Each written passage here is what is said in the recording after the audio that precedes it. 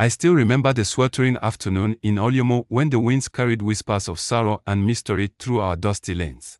I was but a young man then, with eyes eager to see the truth behind the veil of our daily lives, and little did I know that the secrets woven into the cloth of our village would change everything. My story begins with Adisa, the master weaver of Olumo. Adisa was known far and wide, not only for his skill in turning plain threads into masterpieces, but also for the silent language he spoke through his work. Every pattern he wove told a story, sometimes of love, other times of warning. In our community, we believe that the cloths of a great weaver were like ancient scrolls, carrying messages from our ancestors and portents of the future. That fateful day, news spread quickly that Temilola, the beloved daughter of our village chief, Chief Olayemi, had passed away suddenly. She was a bright light in our community, her laughter echoing like the sweet melody of the talking drum during our festivals. Her untimely death sent shockwaves through Olumo. Rumors began to swirl, some whispered of an illness too sudden to be natural, while others murmured of hidden feuds and forbidden loves. I was one of the many who wondered what secret had led to such tragedy. In the days following Temilola's funeral, as our people struggled with grief, I found myself unable to shake the nagging feeling that something was amiss. The night after the funeral, I visited Adisa's modest workshop at the edge of the village. The scent of freshly treated cotton mingled with the smoke of a low burning fire, and I could hear the rhythmic clack of his loom as he worked in quiet concentration. I had come not as a mourner, but as someone seeking answers, the seeker of truth amid sorrow. I greeted Adisa in his gentle, measured tone. "Good evening, Master Adisa. I hope I am not intruding on your work." He paused, his hands stealing momentarily on the threads. His eyes, deep and reflective, regarded me for a long moment before he nodded. "Good evening, Eo. In Olumo, every hour is a time for work, and every work is a prayer. What brings you here this night?" I hesitated, choosing my words with care. "I have come with a heavy heart. Temilola's passing, it feels as though something deeper is hidden beneath our grief. I was told that you began a new cloth after her funeral, one unlike any you have ever woven before. They say it speaks of secrets, of truths untold." A shadow passed over Adisa's face. "The cloth you refer to is not meant for idle eyes," he murmured. "Its patterns carry the weight of our past, the sorrows of the present, and warnings for the future. Sit with me a while, and I shall tell you what I can." And so, by the flickering light of the fire, Adisa began to explain. Temilola was a child of the morning, a spirit of hope, yet she was entangled in the affairs of hearts and souls far beyond her years. Before her death, I received a vision, a dream in which my loom wove a tale of betrayal. I began a new cloth, a pattern that no ordinary thread could create, for it is spun from the secrets of our village. I leaned forward, my heart pounding with anticipation.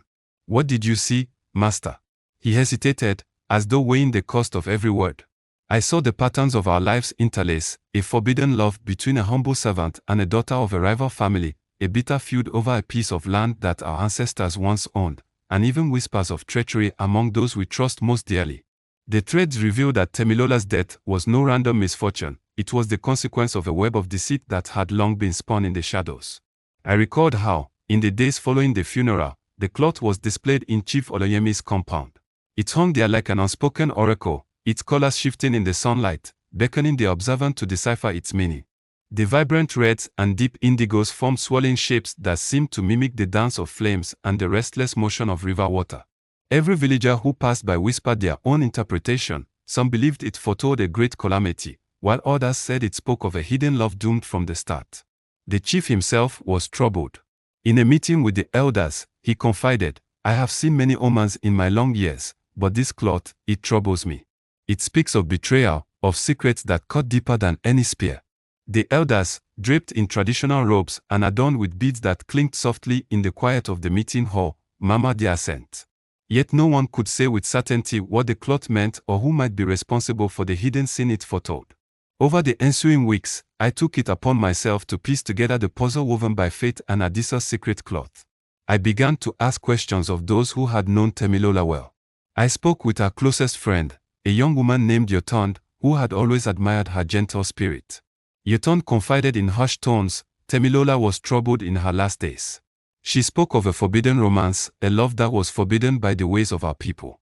I did not understand at first, but I feared there was someone who did not want that love to flourish. Her words sent shivers down my spine. In our village, where traditions and family honor were held sacred, even the faintest hint of forbidden love could unleash torrents of envy and retribution. I also visited Temilola's nurse, an elderly woman named Mama Ife, who had cared for her from childhood. With trembling hands, Mama Ife revealed, Temilola confided in me that she felt threatened. She believed someone close to her, someone she once trusted, harbored secrets that could shatter our families.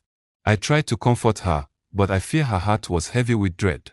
Every piece of testimony pointed toward a clandestine romance and a hidden rivalry over ancestral lands, an inheritance that had long divided our community. I then saw the wisdom of Chief Olumo himself. One early morning, as the first light of dawn broke over the village's thatched roofs, I approached him under the ancient Iroko tree in the compound. The chief's eyes, lined with the weariness of many seasons, met mine with a silent invitation to speak truthfully. Chief Olumo, I began softly, may I ask you about Temilola's final days? There are murmurs of forbidden love and bitter quarrels over the old lands. What can you tell me? The chief sighed, his voice heavy as he spoke. My daughter was a bright star in a dark sky. I always hoped she would find a path that honored our customs. But alas, our families have long been entangled in disputes over lands our forefathers once tilled. I fear that old grudges have found new ways to fester. I have heard whispers of a secret relationship, one that might have brought shame and discord. Yet I have no proof, only suspicions. That day, a cloud of melancholy descended upon Olumo. I sensed that the answer lay hidden in the intricate details of our lives, a tapestry of emotions, loyalties, and betrayals. My next stop was the dwelling of the man rumored to be at the heart of the forbidden romance, a humble farmer named Bebetunde. I found him near the village's boundary, his hands rough from years of toil, and his eyes clouded with remorse as he walked in his small garden. Bebetunde, I asked, can you tell me of your relationship with Temilola? He looked at me for a long time, then nodded slowly, as if the weight of a secret had been waiting for someone to ask. Ayo, I loved her with all my heart, he said in a trembling voice. But our love was not meant to be, for her family and mine have never been at peace. I tried to honor our customs and keep our bond hidden, but dark forces, jealousy, fear, and old enmities overshadowed our happiness. Bebetunde confided that in the weeks before Temilola's death, there had been heated confrontations between him and a man from her family, a man whose name he dared not speak aloud for fear of reprisal. There was anger in his eyes and a coldness in his words, as if he wished to snuff out the flame of our love. I did not understand then, but now I fear that his fury may have led to my Temilola's demise. Armed with these fragments of confession, I returned to Adisa's workshop to seek further clarity from the master weaver. The loom still hummed with the echoes of his latest creation, a cloth that, in the half-light of dawn, revealed patterns that I now interpreted as symbols of a heart divided, a broken promise, and a warning against treachery. Master Adisa, I asked, could you show me what each of these symbols means? He studied the cloth for a long moment before answering, his voice soft and resonant as the lullaby of our ancestors. See here, the broken zigzag represents the fracture of unity, of a bond severed by betrayal. And this pattern, like the ebb and flow of the river, speaks of hidden currents of desire that defy the laws of our people. The dark patch in the center is a mark of guilt, a stain left by those who choose selfish ambition over the good of the community. I felt a chill as I ran my fingers over the cloth. It was as if the fabric itself pulsed with the sorrow and secrets of Temilola's final days. Do you think, I asked in a hushed tone, that the man who opposed your artistry of truth was responsible for her death? Adisa's eyes darkened. There are forces in Olumo that are reluctant to see change, forces that cling to old grudges and secrets. I suspect that her death was not an accident of fate but a deliberate act by someone who sought to preserve their power, even at the cost of an innocent life. Days turned into weeks as I pieced together the puzzle, each new revelation unspooling more of the tangled web.